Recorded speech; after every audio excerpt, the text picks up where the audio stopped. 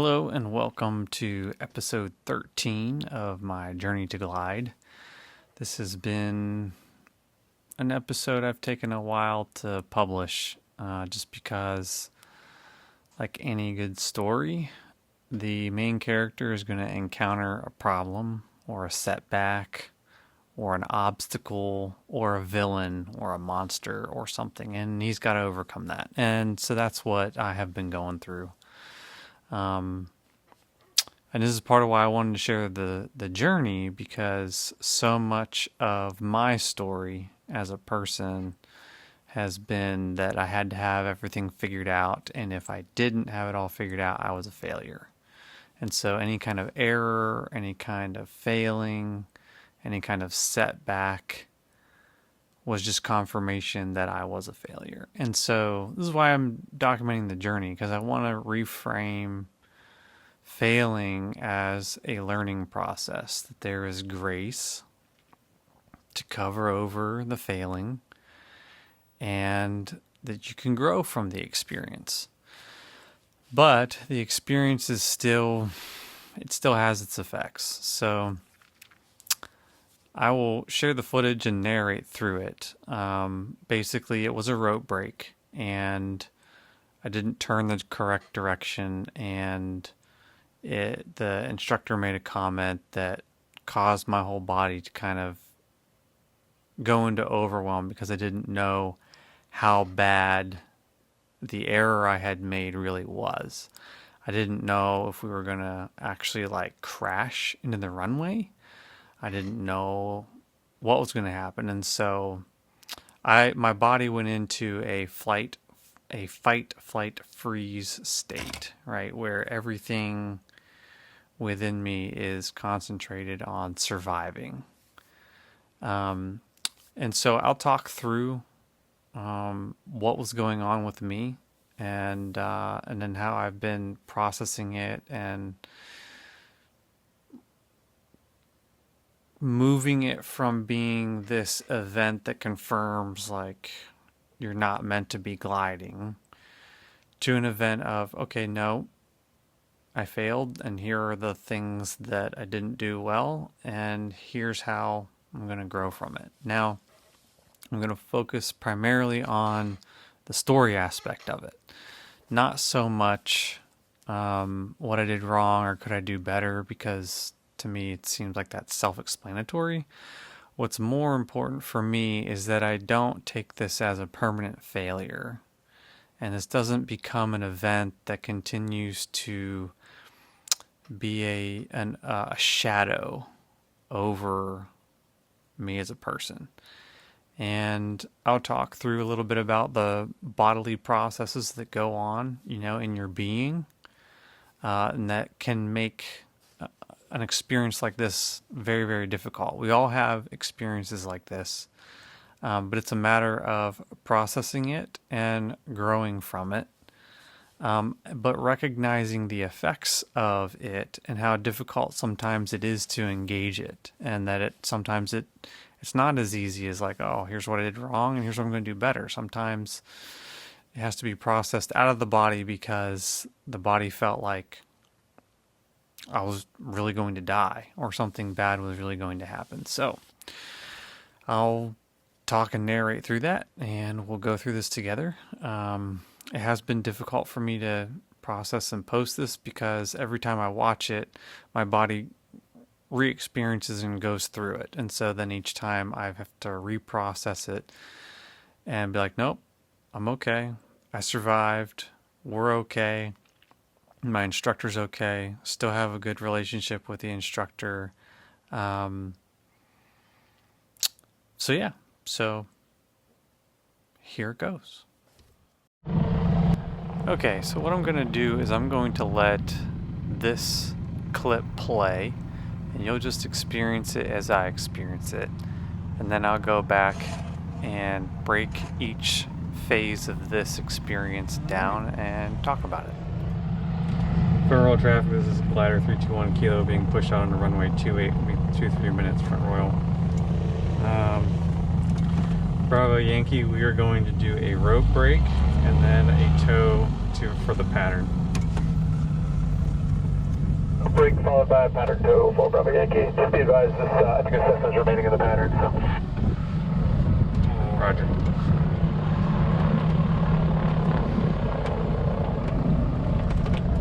Oh, someone in the pattern, huh?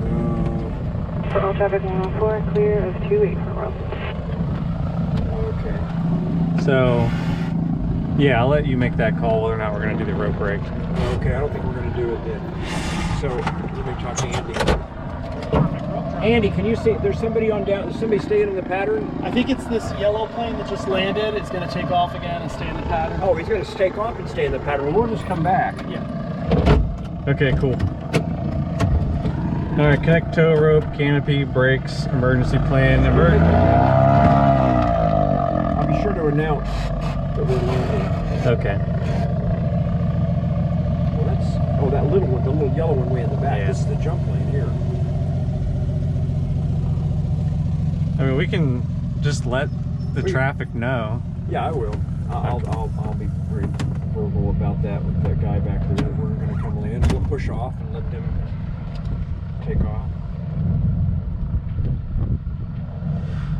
Okay. So 50, and then I'm adding speed for the tailwind.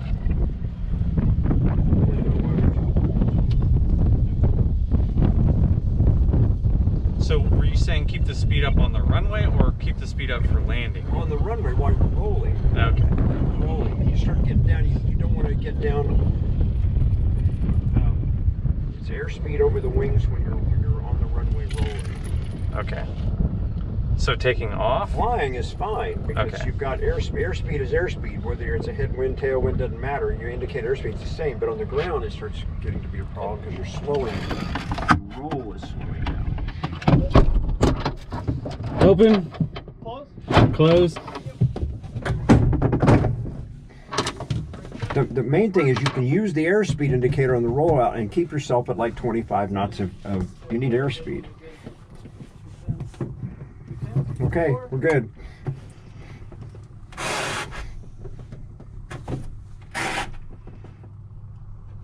Taking up black.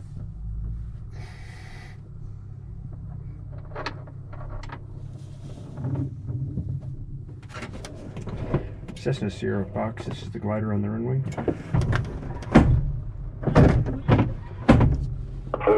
Foxtrot the glider.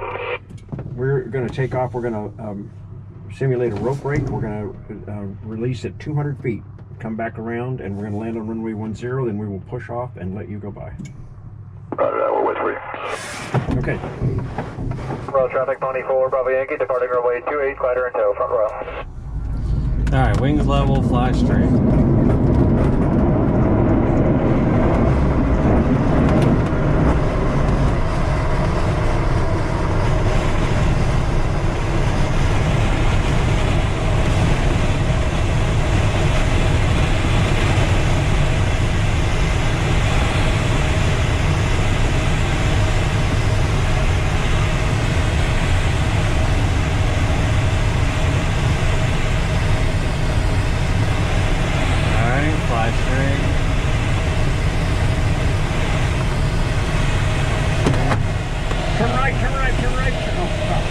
Sorry. Oh my God. Okay, this is not good.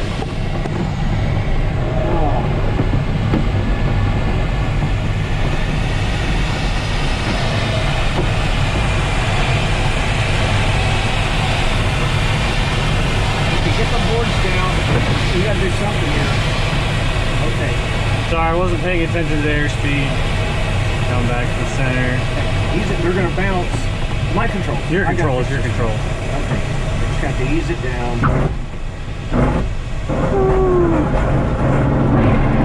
So now we can slow a little bit to like 25, but you don't want to go below 25 because now we have airspeed.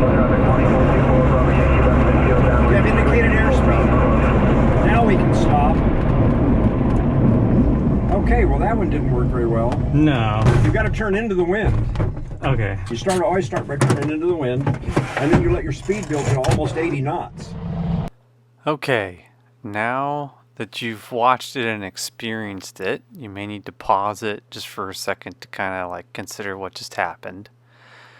But now we're going to watch it again, and I'm going to pause the video and begin to talk about what's going on, and then also talk about the story that's playing out.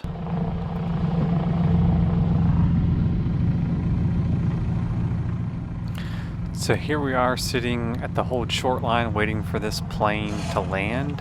My instructor and I have already reviewed the crosswind component and talked about that, but I am going to forget about that as we're being pushed out onto the runway and I'm making my radio calls. Bravo Yankee, we are going to do a rope break and then a tow for the pattern. Break followed by pattern tow for Bravo Yankee. Just be advised, this I think assessment is remaining in the pattern. Roger. Okay, we just found out that there's other traffic, other airplanes, and so that is going to impact our decision of whether or not we're going to do a rope break. So now I'm trying to think through what we need to do for that. Oh, someone in the pattern, huh? For all traffic 114, clear of 28 for Okay. So, yeah, I'll let you make that call whether or not we're going to do the rope break. Okay, I don't think we're going to do it then. So let me talk to Andy. Andy, can you see? There's somebody on down. Is somebody staying in the pattern? I think it's this yellow plane that just landed. It's going to take off again and stay in the pattern. Oh, he's going to take off and stay in the pattern. We'll just come back. Yeah. Okay, cool. All right, connect tow rope, canopy, brakes, emergency plan. I'll be sure to announce that we're landing. Okay. Well, that little one, the little yellow one way in the back. Yeah. This is the jump lane here. I mean, we can just let the traffic know. Yeah, I will. I'll be very verbal about that with that guy back there that we're going to come land. We'll push off. Okay, so now I'm becoming anxious because we're close to being hooked up. We still haven't communicated with other air traffic on what our plan of action is, on whether or not we're going to do a rope break.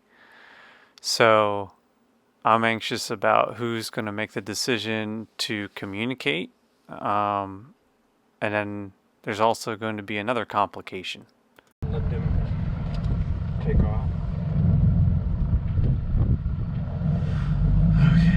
So 50, and then I'm adding speed for the tailwind.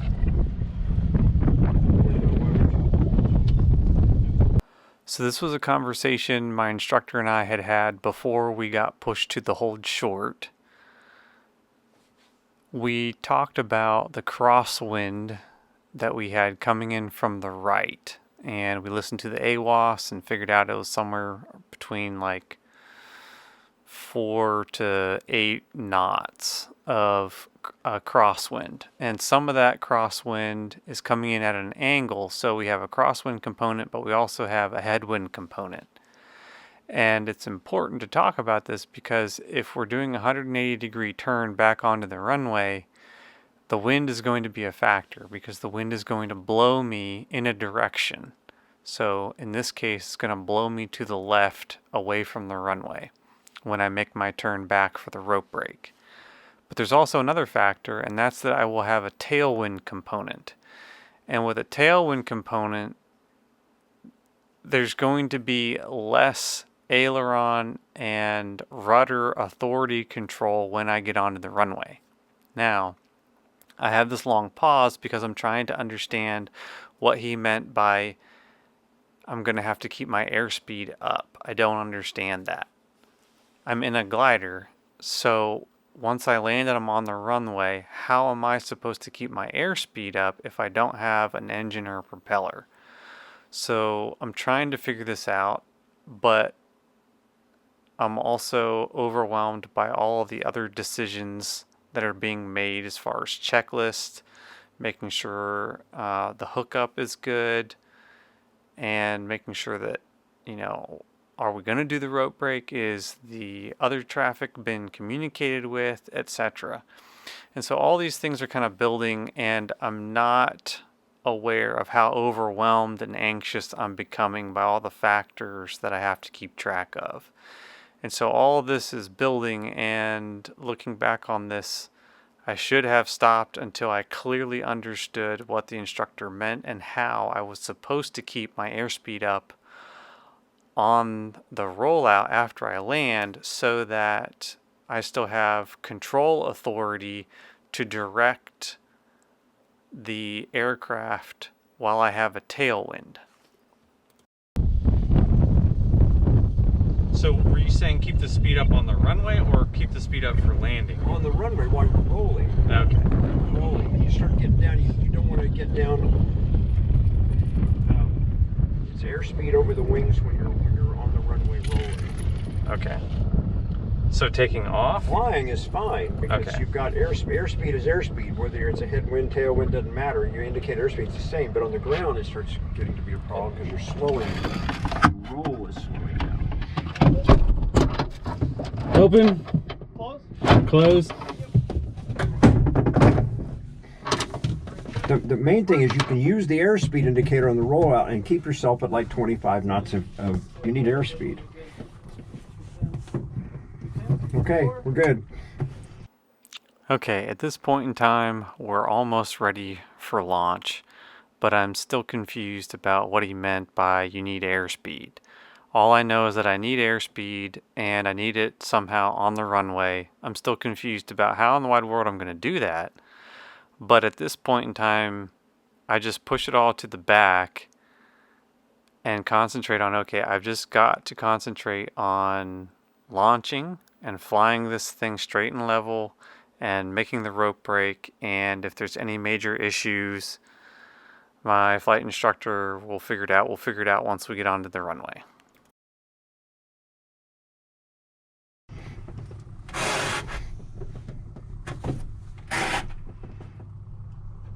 Taking up flack.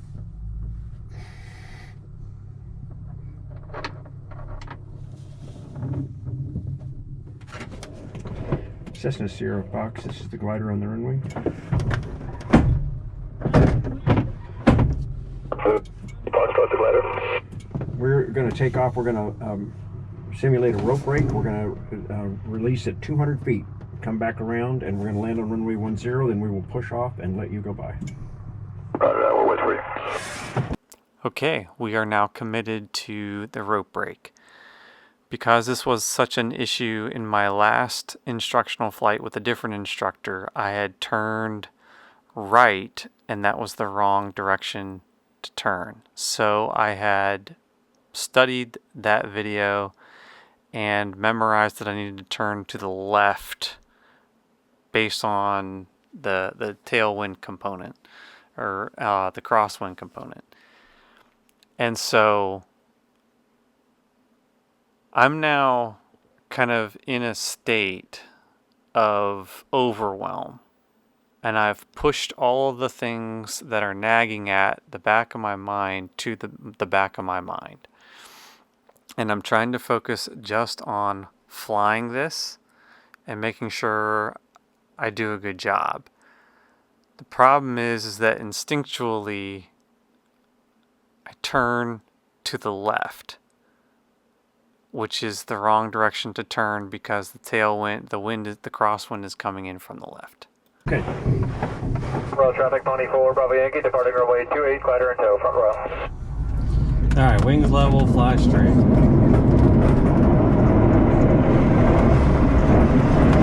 Okay, at this point, the only thing on my mind is trying to stay behind the tow plane, and my body and my mind and my emotions are all in like a frozen state right now. I'm not even thinking about the crosswind. I'm not thinking about which way I'm going to turn. I'm just kind of like frozen, like, okay, just stay behind the tow plane and we'll fly this, and I'm just going to turn when the rope breaks.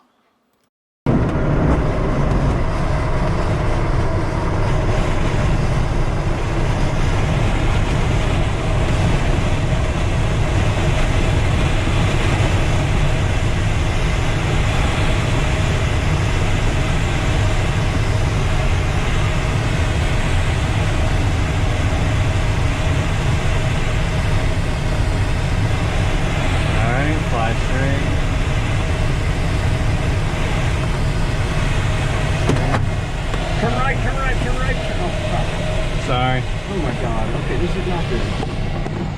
Okay, right here is where I am really overwhelmed. I heard the panic in his voice and how much I disappointed him, which I'm really terrified about because he's been such a supportive, positive mentor as I've pursued my glider rating. I did not want to disappoint him at all. And I heard the panic in his voice, so I didn't know how bad the situation was. So at that point in time, I knew that his panic was affecting my ability to fly the aircraft. So I made the mental note and told myself, okay, don't listen to him anymore. Just fly us back to the runway. Just get us back to the runway. That's all I kept on thinking about. So I was not at all in a place where I was making good aeronautical decisions. I wasn't thinking about landing. I was just thinking about how bad is this? Are we going to die? And how badly is he going to be disappointed with me for failing?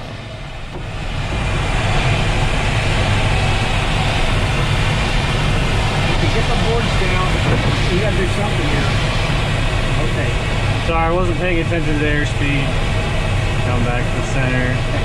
They're gonna bounce. My control. Your control is your control. Okay. I just got to ease it down. Okay, I just let out a deep sigh that we made it back okay, but now I am in a state of total overwhelm. I am in a frozen state. Things aren't processing now because all of the sensory input is just overwhelming to my body and to my brain.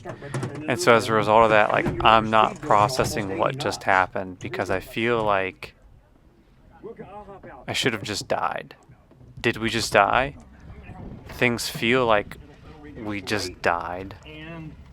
It feels like something really bad and awful and traumatic and life-changing, life-altering just happened. But like, I'm looking at everything and I know the glider's okay, I know my body's okay, and I know that he's okay, but I'm still just stuck and frozen right now. That's why I'm just staring at one spot, because I'm just absolutely frozen and I can't communicate when I'm frozen. I can't make decisions when I'm frozen. And so now, as they push us off the runway, I'm also feeling the shame and humiliation of having a bunch of pilots who just saw how bad that performance was also. But I am just stuck and frozen and not really able to process this. And so now my flight instructor is going to come back over and he's going to start talking with me, and I'm barely able to communicate at all. I'm just aware enough that I can say what I say. I know that I'm overwhelmed and I'm not in a good place, but it takes me a while to process what my flight instructor is telling me.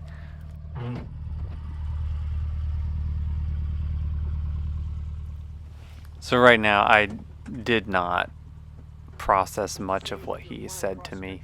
I was still in a state of overwhelm, and to everyone else on the outside, I guess it seemed like I'm still just in a normal state, but I am not in a normal state. And in the stuck, frozen state that I'm in, where I'm overwhelmed by everything that just happened, I'm not able to communicate that I'm not okay and I'm not ready to be pushed back out onto the runway and do another flight.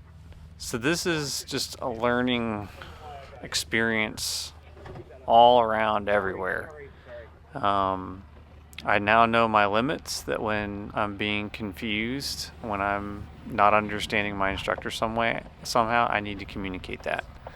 I also now have limits on if I get into a situation where I'm feeling overwhelmed and frozen, I really don't know what to do for that, because communication stops when you're in a frozen state. The nervous system gets into a frozen state, and what happens is the left hemisphere of the brain goes offline. which is also the part of the brain that's responsible for language.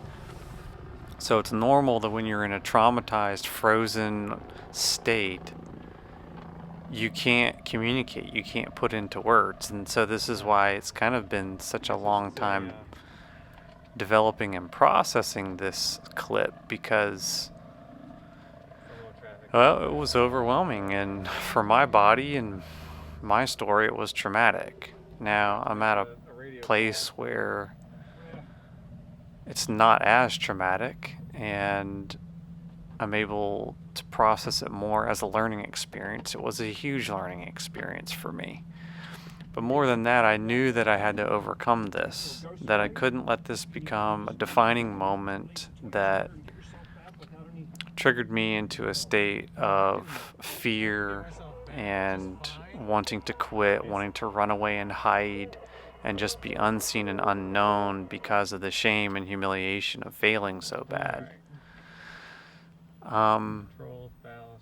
So this is why I'm still posting it, is that I have overcome it. And, now the crosswind is something that I take into consideration all of the time now. I just had training recently too, where we had like 12 knots of crosswind, and I trained in that and got comfortable crabbing and landing in that kind of crosswind. So the growth is still happening, and I'm still in it, and I'm still going. But I've also learned a lot about my limits and confusion, and the need to, as far as ADM, aeronautical decision making, I need to stop the flight before things develop and become even more overwhelming. So that was the rope break, and it was pretty it has been a beast and a monster that I have definitely had to tackle and overcome because of how it affected me in my story. It felt like a failure that was almost life-shattering and life-altering, which made it really, really difficult. I mean, it was what they call in the psychological world trauma. I got into a place, into a state, a nervous state where I was so overwhelmed that I was frozen and I couldn't process everything that was going on. And when that happens, it just complicates your perception of reality. And it also makes it really difficult to process what happened and what to do differently next time.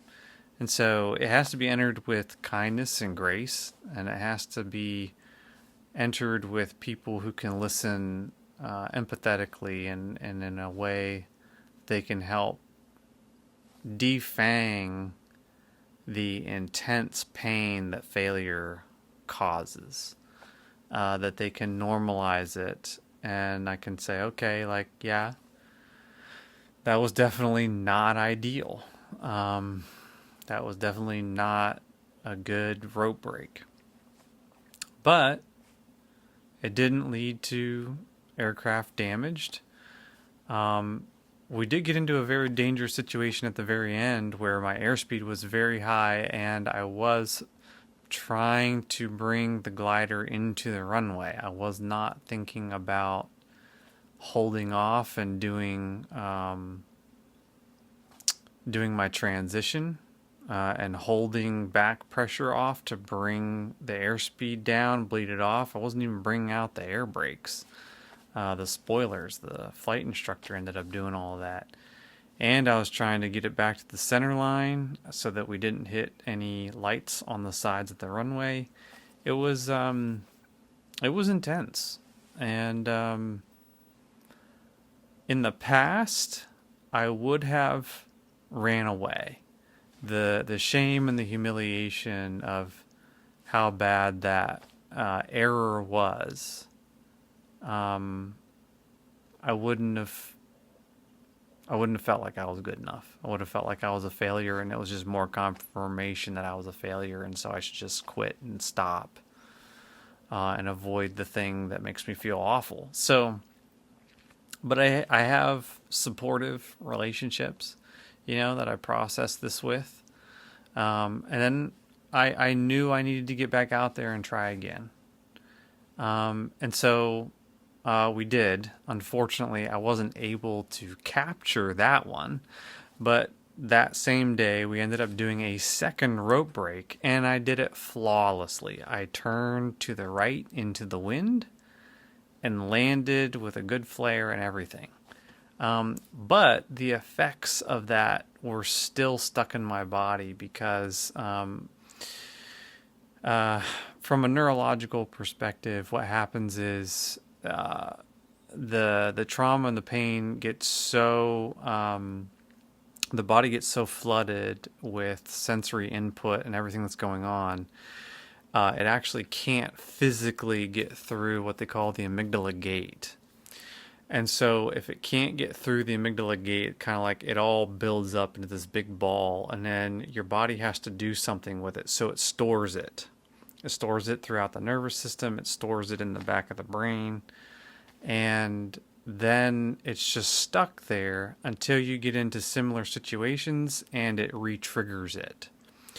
And so then the whole idea is that with something that's traumatic, you re-engage it and re-trigger it in a good, healthy, controlled environment, like therapy, with a counselor or a psychologist, and then you process the emotional components of it. And then what happens is it starts to pass through the amygdala gate and it gets processed into the rest of the system, and then gets normalized so that it's no longer... I mean, it's still there. This experience will always be with me now. But the difference is that it's not a life-defining failure.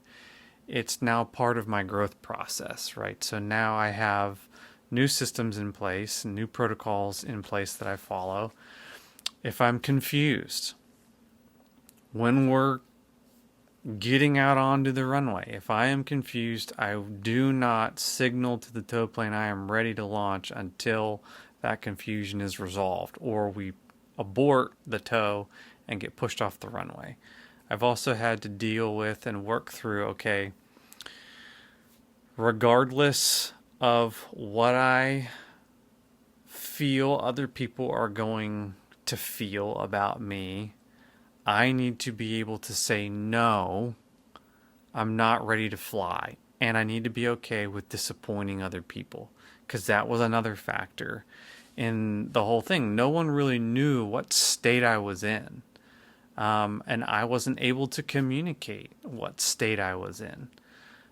But that is something that I've now put in as a protocol. It's like, okay, if I start to get into an overwhelmed state, I need to say, I am overwhelmed. I am becoming frozen. I cannot fly. I don't want to fly until we debrief, until we process this, and I know what to do next time.